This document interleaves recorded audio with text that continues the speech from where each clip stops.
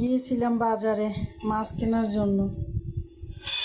কিছু ইলিশ মাছ কিনবো ভেবেছিলাম, কিন্তু ইলিশ মাছ তো দূরের কথা, সামুদ্রিক অন্য মাছও বাজারে পাওয়া যাচ্ছে না।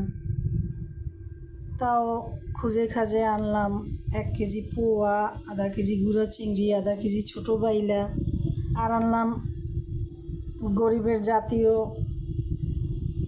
মাছ পাঙ্গাস। তবে এটা নদীর পাঙ্গাস, অনেক বড়, 3.25 কেজি ওজনের, এবং মাছটা দেখতেও অনেক সুন্দর। এই যে ভাবলাম কি আর করার, ইলিশ মাছ যখন পেলামই না, জাতীয় মাছ পাঙ্গাস নিয়েই খেতে হবে, তাই নিয়ে আসলাম পাঙ্গাস মাছ। এখন কাটার পালা, কেটে ধুয়ে ফ্রিজিং করে রাখি, আর কি করার।